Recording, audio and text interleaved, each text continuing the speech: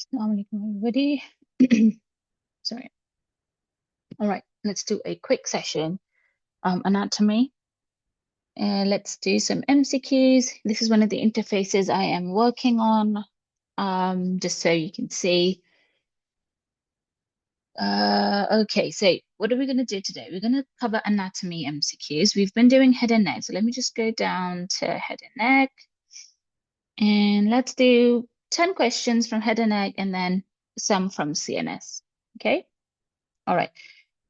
So I'm going to read the MCQ and give you the options. There might be some options that are like a bit weird because I'm still working on this platform just to give you a good insight into how we do MCQs. So just bear with me. All right. So let's follow along. This is a recorded session. So try and follow and try and give the answers as best to your knowledge as you can. So a 35-year-old man presents to the emergency department with a stab wound to the right anterior triangle of the neck. He has difficulty protruding his tongue, which deviates to the right. Which nerve is most likely injured? What are we thinking? Let's give you 5 seconds. Is it accessory nerve, hypoglossal nerve, glossopharyngeal nerve, vagus nerve, or we're just going to ignore option 5? Let's see. No, unfortunately, accessory nerve is not the answer. The correct answer is hypoglossal nerve. So quick explanation, the hypoglossal nerve supplies all your intrinsic and extrinsic muscles of the tongue, except for the palatoglossus, innervated by the vagus nerve.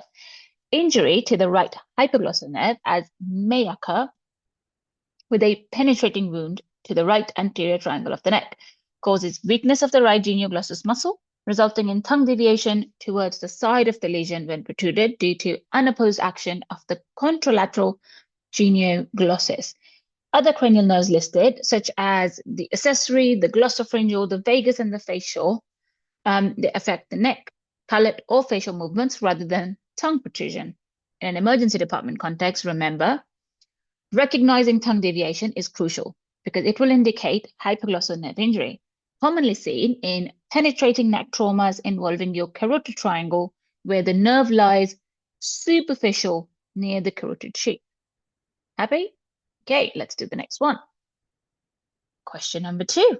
So a 32-year-old man is struck in the face with a baseball bat and presents with left-sided facial droop and loss of taste in the anterior 2/3 of his tongue. Which structure is most likely injured? Is it the maxillary division of the trigeminal nerve? Is it mandibular division of the trigeminal nerve? Is it the facial nerve at the stylomastoid foramen? Is it facial nerve at the internal acoustic meatus or glossopharyngeal nerve?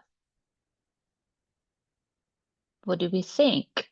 Let's give you 5 seconds.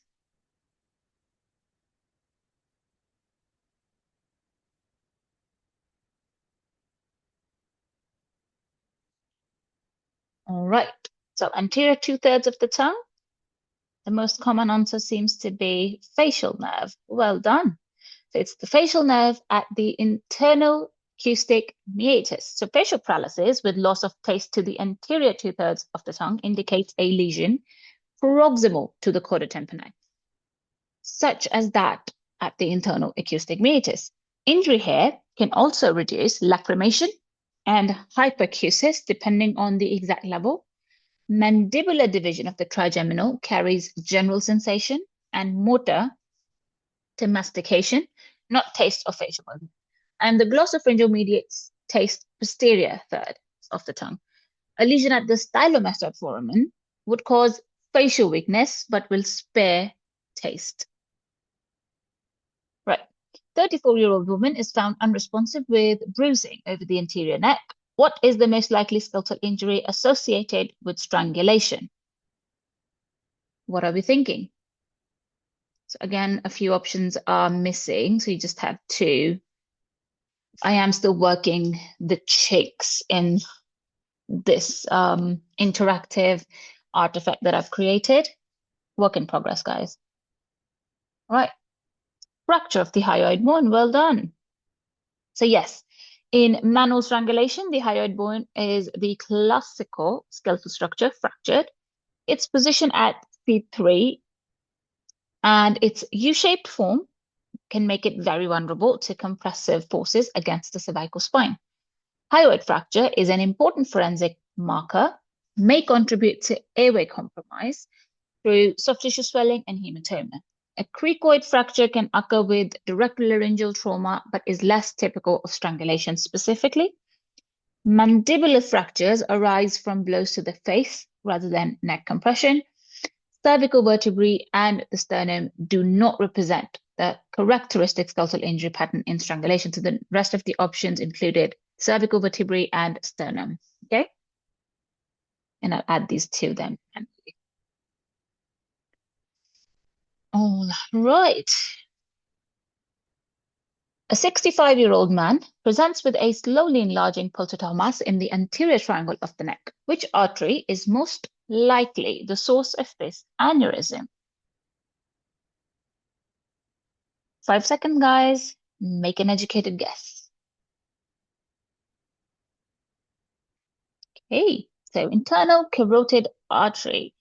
A pulsatile swelling in the anterior triangle of the neck that slowly enlarges is typical of an aneurysm of the internal carotid artery.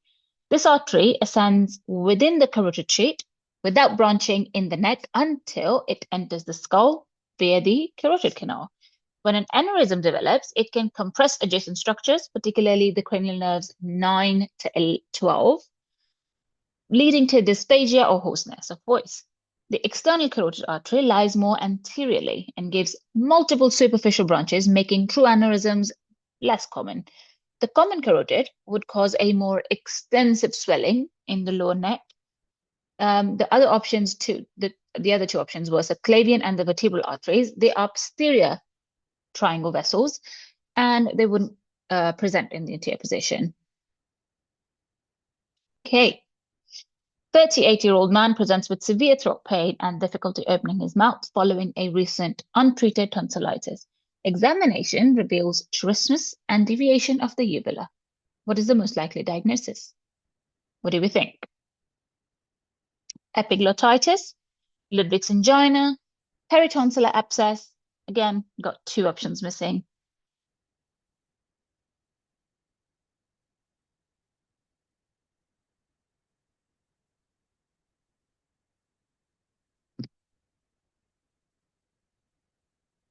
Okay, well done. So peritonsillar abscess is the correct answer. Severe unilateral throat pain, trismus, and uvular deviation away from the affected side after tonsillitis are characteristic of a peritonsillar abscess, also known as quinsy. The abscess forms between the palatine tonsil and superior constrictor, causing medial bulging of the tonsil and soft palate. Immediate drainage is required to prevent airway compromise. A retropharyngeal abscess would cause posterior pharyngeal wall swelling and neck stiffness, rather than uvular deviation. Ludwig's angina affects the submandibular space and elevates the tongue.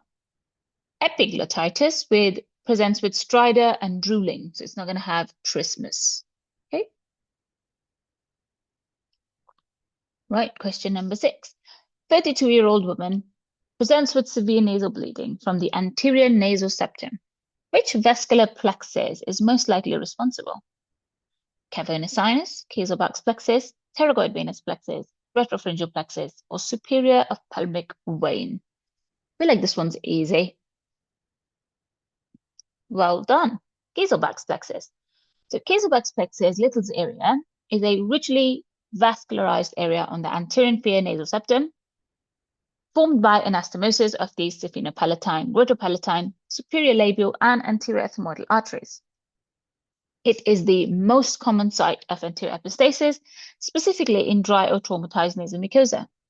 In the ER, anterior nasal bleeding is typically venous, manageable with compression or cauterization, unlike posterior epistasis from the Woodruff's plexus. Okay, so they can twist this question into asking you about the posterior plexus, right? So if it's posterior epistasis, the plexus changes from Kieselbach to Woodruff. which is arterial and more dangerous. The cavernous sinus and superior ophthalmic vein are intracranial structures not involved in nasal bleeding, while the pterygoid and retropharyngeal plexus are venous networks unrelated to nasal septal hemorrhage. Question 7. 50-year-old woman presents with swelling of her face, dilated veins in her neck, and dyspnea. A CT scan reveals a mediastinal mass compressing a major venous structure. Which vein is most likely compressed? Anterior jugular vein, external jugular vein, internal jugular vein, subclavian, or superior vena cava?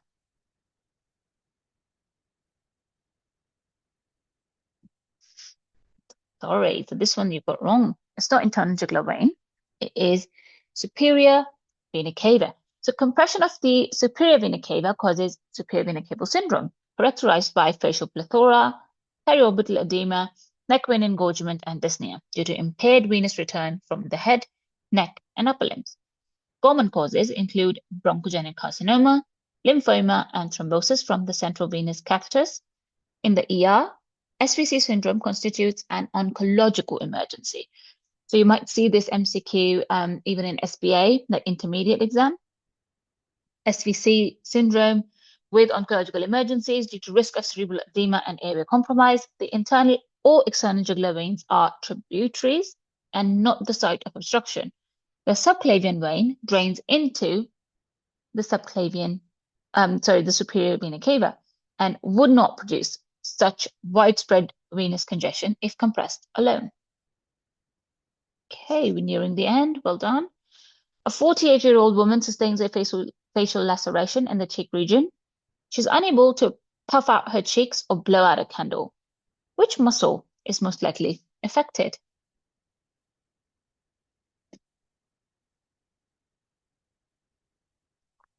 Wrong again. So it's not masseter, it's buccinator.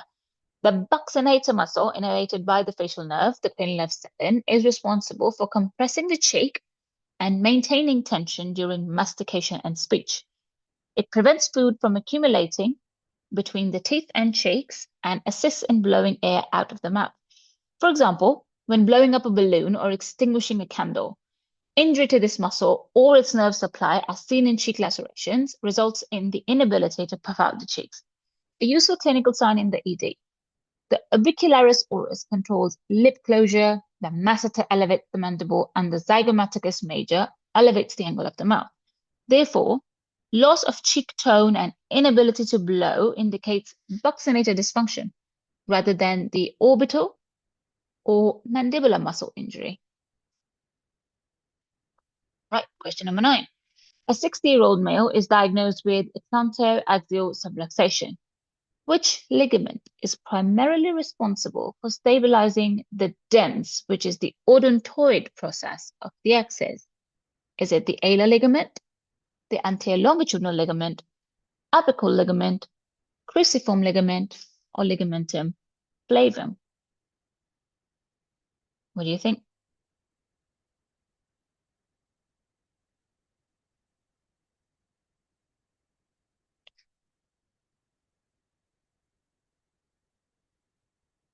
Unfortunately, anterior longitudinal ligament is not the correct answer. It's the cruciform ligament. So the cruciform ligament is the primary stabilizing structure of the atlantoaxial joint, securing the dens odontoid process of the C2 against the anterior arch of the atlas C1. It consists of a transverse ligament and vertical bands that prevent excessive anterior displacement of C1 on C2. Rupture or laxity of this ligament leads to atlantoaxial subluxation, which may occur after trauma, rheumatoid arthritis, or congenital abnormalities like Down syndrome. Clinically, this presents with neck pain, neurological deficit, or even sudden death due to medullary compression. The alar ligaments limit rotation, but are secondary stabilizers. Okay, so the cruciform is the main one. The alar ligaments are secondary, while the anterior longitudinal and the ligamentum flavum do not stabilize the dens directly. In trauma imaging, any widening of the atlanto-dens interval should raise suspicion of cruciform ligament disruption, necessitating immobilization and neurosurgical consultation. All right, guys. Last one. A 30-year-old man presents with severe sinus pain and pressure, worsened by bending forward. CT scan reveals maxillary sinusitis. Through which structure does the maxillary sinus drain into the nasal cavity? Is it the inferior meatus or the middle meatus? What do we think? So well done. It is the middle meatus. The maxillary sinus drains into the middle meatus of the nasal cavity via your semilunar hiatus. This anatomical relationship explains why maxillary sinusitis produces pressure and facial pain that worsen on bending forward, as drainage depends on your ciliary movement rather than gravity. The inferior meatus receives the nasolacrimal duct, while the sphenoethmoidal recess drains the sphenoid sinus, and the superior meatus drains the posterior ethmoidal air cells. So let's revise this once again. Maxillary sinus goes to middle meatus, got it? Inferior meatus, nasolacrimal duct, sphenoethmoidal recess, sphenoidal sinus, and then superior meatus, the posterior ethmoidal air cells, okay? Understanding these drainage pathways is essential for interpreting sinus CTs and guiding ED management of acute sinusitis. Obstruction of the middle meatus from mucosal edema or polyps leads to impaired drainage of multiple sinuses and predisposes to secondary infection. All right, that is head and neck and spine. We did a quick revision. Thank you for listening.